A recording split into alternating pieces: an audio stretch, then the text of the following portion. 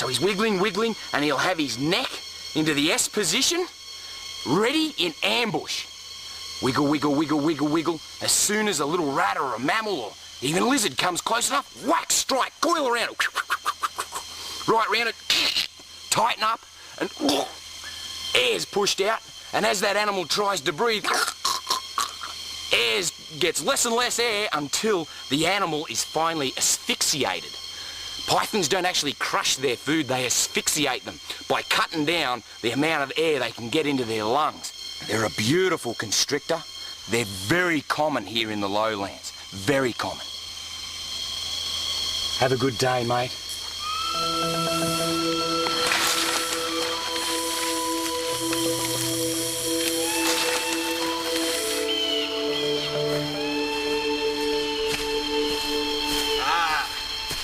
Here's a nice, cool retreat. And I know for a fact that we're only going to get New Guinea crocodiles, or freshwater crocodiles up here. Their maximum length is around 10, 13 feet. And they don't eat people. So I should be pretty well safe. I'm a big believer in learning as I go. And I've picked up a really innovative technique from the local peoples on how to catch a bit of macan. See, they love to eat freshwater turtles, or what we call in Australia, tortoises. And they've got this really clever technique of location using this equipment. And you have to glide through the water with your toes, gliding, gliding, because the turtles can feel vibration. Here we go, here we go. Here we go.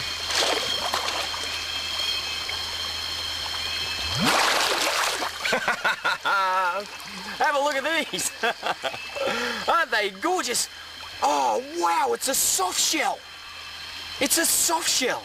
Now you can see this one here.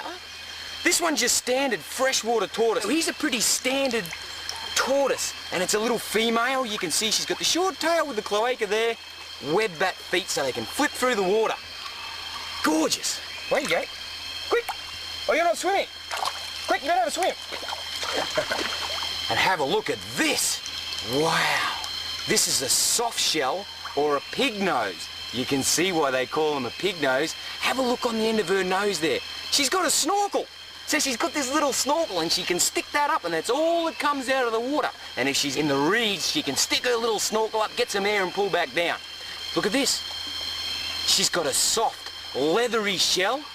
Her whole shell is just beautiful, leathery. And it actually, you can see it's like her skin. Her house, the shell, flows all the way into the skin around her head. Oh, look at her little mouth open. She's going to bite me.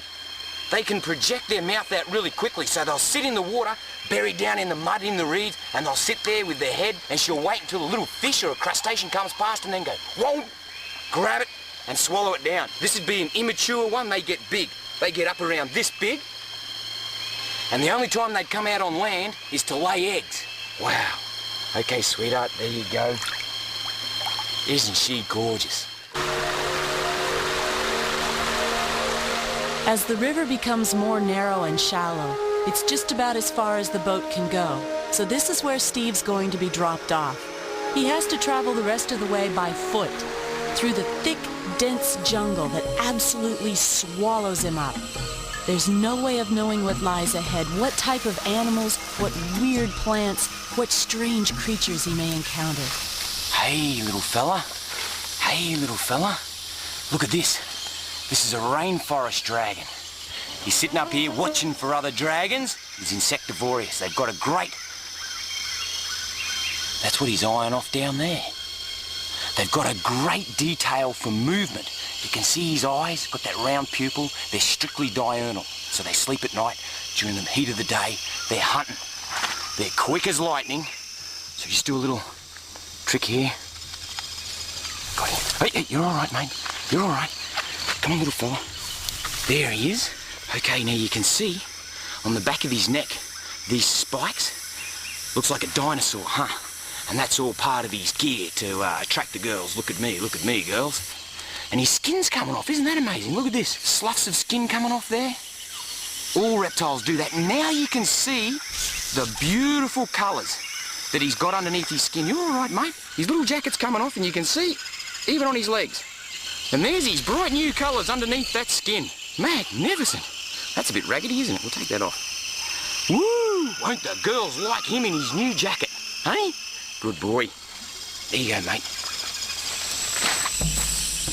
To some, the jungle may look scary, but to Steve, it looks like one big playground. Lots of neat vines and exciting trees to climb. And if there's nothing on the ground, he'll go up. This fig tree has grown around another tree and strangled it. The tree could be up to 200 years old, and it's immense. This first bit, pretty slippery. It's got a lot of moss on it. But once I get over the first 50 feet, I should be out of the moss. Come on, Steve-o.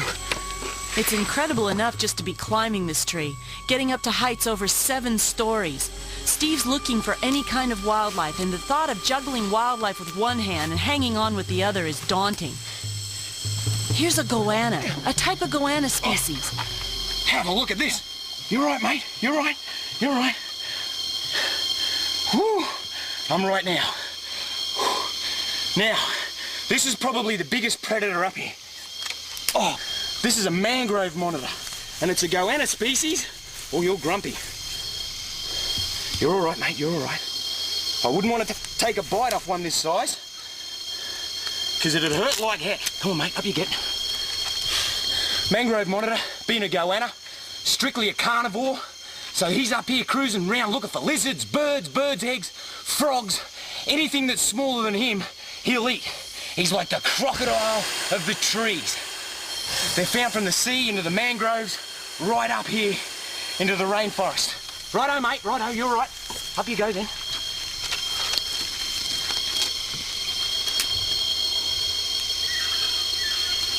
Oh, not good. Tossing big predators while you're climbing trees. Not good at all. Oh, here we go. Look. And this is what that mangrove monitor would be chasing. It's a little gecko. Look how yellow he is. Beautiful. And he uses these big root systems like a cave. And they're a nocturnal animal, and they can climb like blazes. They've got little pads on their feet, like little Velcro pads. Oh, crikey. I wish I could climb like that.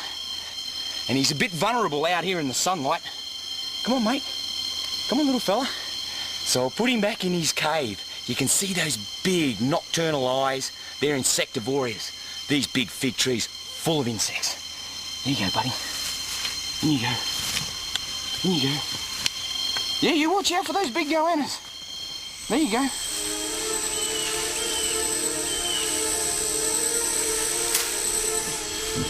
Steve's finally made it into the canopy. And have a look at how far down it is. Oh, maybe you better not look. The jungle is made up of layers, and when you finally get into the canopy, you discover wildlife that you can't possibly imagine. Steve's gone 200 feet up just to check it out. Woo! Steve Irwin, human tree room. And now he's got to get back down in typical Steve style. Wow. Pretty handy to find this vine here. Makes it a little easier. Swinging down the vine like that, I think all he needs is a loincloth. Now that he's reached the understory again, he's back on the ground, and you can see that the jungle's overgrown even on the floor level. The plants are above Steve's head. Jungle rules. Steve cuts through the jungle using animal trails, and like most animal trails, they eventually lead to water. Oh, hang on, mate. Get that up. Have a look at the way he curls up under the leaves. In fact, these guys are leaf... Ooh, you're a bit naughty. He's a little bit upset. Come on in. That's better. Have a look at this.